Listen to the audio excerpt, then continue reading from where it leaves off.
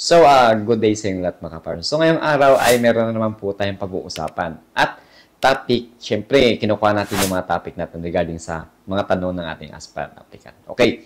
So, ang pag-uusapan natin ay regarding sa pwede pa ba yung may mga asawa, okay, at yung may mga anak na aspirant applicant natin na mag-apply dito sa BGMP. Or, single mom, okay, single dad, pwede ba yan mag-apply dito sa ating bureau? Okay, yan yung mga tanong na ating pag-uusapan dito sa video na ito. Okay, so let's go!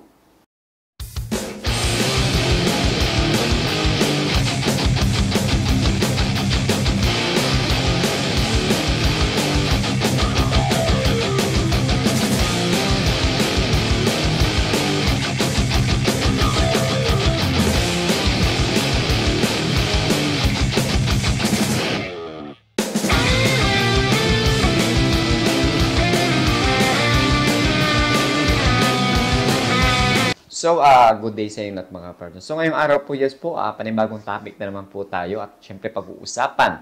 Okay?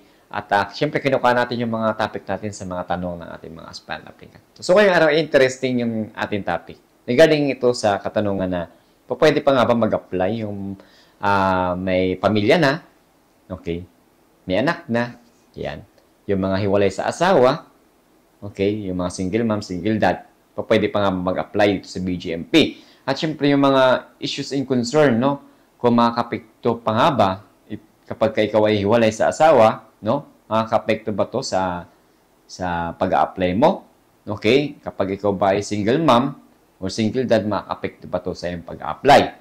Yan yung mga tanong na dapat nating sasagutin. Okay? So, una, doon sa tanong na kapag may pamilya or hiwalay, no? Ay pwede pa nga bang mag-apply sa BGMP? Ang sagot ko po dyan ay yes. Lalong-lalo doon sa mga aspirant applicant natin ng mga pimali or female na nagtatanong, Sir, paano po pala pag may anak na ako, pwede pa nga ba ako mag-apply sa BGMP? Ang sagot ko po dyan ay yes. Pwede po kayong mag-apply. Okay po? At kung tatanungin ninyo, kung ilan lang ang certain number na anak na pwede, ay wala po. Kahit 1, 2, 3, 4, 5, pwede po kayong mag-apply sa BGMP. Okay, labas na po ang BGMP sa inyong personal na buhay. Okay? So, ang tanong, sir, yung mga hiwalay sa asawa, pwede pa nga bang mag-apply sa BGMP? Yes po. Pwede pa rin po. Okay? At syempre, doon sa tanong na, sir, paano po kapag single mom, single dad? Okay? Pwede pa rin po ba mag-apply sa BGMP? Yes po. Pwede pa rin po. So, yung mga partners, dadako tayo sa issues in concern. Yan. For example, mga ka-partners, okay, ang tanong, paano nakaka-apekto, okay, yung inyong personal na buhay sa inyong pag-apply kapag okay, regarding sa hiwalayan. Okay? Hiwalay ng inyong mag-asawa, kayong mag-asawa, naghiwalay kayo. Naging complicated ang inyong pag-hiwalay. Ayan. Merong reklamo sa inyong isa't isa, no? Na-complain kayo. Okay? Na-hearing kayo, ganon. Diyan po, makakapekto ang inyong personal na buhay sa inyong pag-apply dahil meron kayong reklamo. No? Isa yun sa makakapekto sa inyong pag-apply.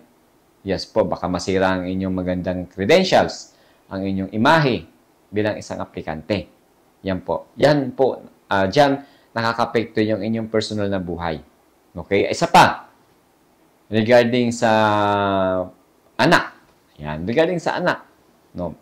Sa mga lalaki, lalo na sa mga lalaki. Okay? Meron na kayong complaint regarding sa pagkukulang sa pagbibigay ng sustento. Okay? Isa yan. Okay? Isa yan sa dahilan na magiging na makakapekto sa inyong pag-a-apply. Okay? Baka dyan, sa issue na yan, yung inyong personal na buhay, okay, makakapekto at baka yan ang dahilan. Baka kayo ay matanggal sa inyong o maslas sa inyong pag-a-apply bilang isang aplikante. Kaya iwasan po natin na madumihan yung ating magandang credentials at syempre magandang imahe bilang isang aplikante or tao. Okay po? Or kapwa. Okay? So, sa mga aspirant applicant natin dyan na hiwalay sa asawa, may mga anak na binibigyan ng sustento, ay ayusin po ninyo. Okay? dapat maayos yung inyong paghiwalay, maayos ang inyong pagbibigay ng sustento sa inyong anak. Okay, bago kayo mag-apply mamaya, mag-apply kayo, tapos meron pala kayong nakabinbin na reklamo, at na-find out ng bureau, baka isa pa yun sa magiging dahilan. Okay? Na may slash kayo sa inyong pag-apply. O makakapekto sa inyong pag-apply. Okay? Pero, back to topic tayo. Okay?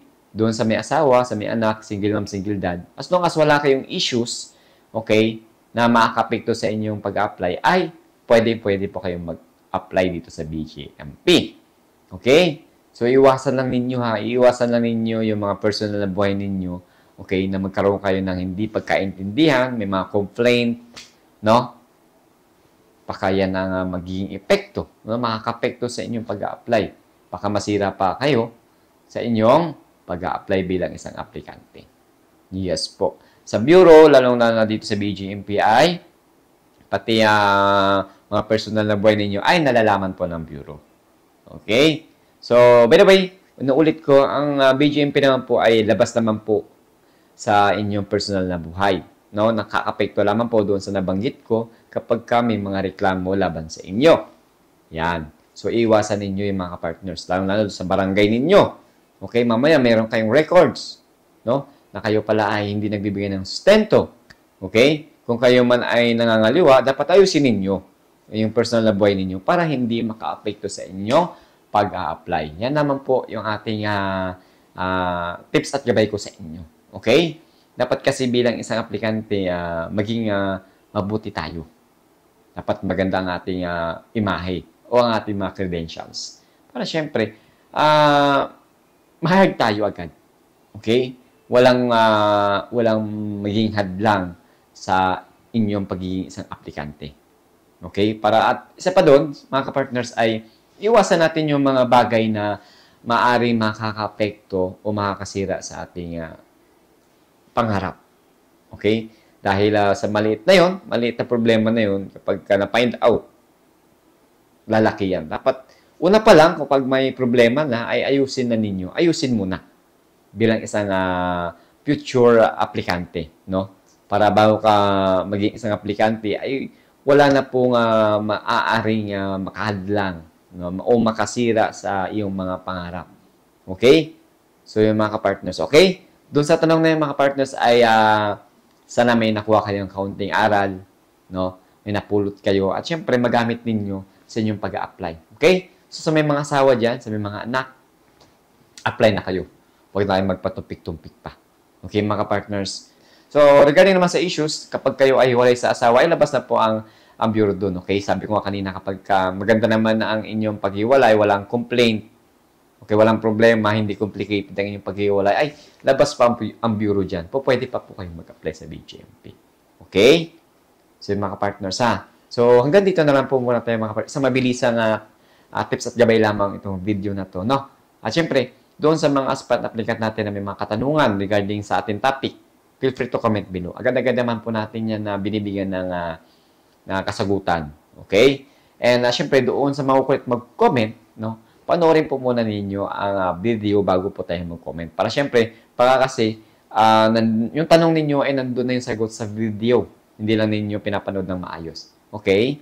So, mga partners, hanggang dito na lang po muna tayo. Isang mabilis na tips at gabay lamang po ito. Okay? So, lagi ko sinasabi, no? Reminders na rin para sa ating mga aspirant applicant na be a professional bilang isang aplikante. Okay? Be a confident. Huwag na huwag ninyong kakalimutan yung confidence sa sarili. Okay? Kung meron kayo niyan, panalo kayo. Okay? At syempre, huwag kayong magpapadala sa kaba. Huwag kayong magpapadala sa mga depression, problema na inyong nararanasan. Okay? At always think positive sa buhay. Okay? At tiwala sa inyong kakayahan ko. Ano meron kayo, ilabas ninyo, huwag ninyong itatago. Okay? Dapat ipakita ninyo na ganito ang talent ninyo o ganito ang kaya kong gawin. Okay, bilang isang aplikante. Okay, mga partners. At syempre, magtiwala tayo sa itaas. Huwag natin kakalimutan yan. Always pray, mga partners, para gabayan kayo sa inyong pag-apply, sa inyong journey ng pag-apply. At syempre, maging mabuting tao sa kapwa. Okay? Dahil baka yung kapwa na yun in the future ay makatulong sa inyo. Okay? At lagi ko sinasabi mga partners, no? At by the way, maraming salamat sa ating mga solid subscriber, solid ka-partners na sumusubaybay na panoorin yung ating mga video na ina-upload dito sa ating YouTube channel. Okay? God bless sa inyo. Maraming salamat. Always ingat kayo. Okay? At lagi ko po sinasabi, no? Saludo.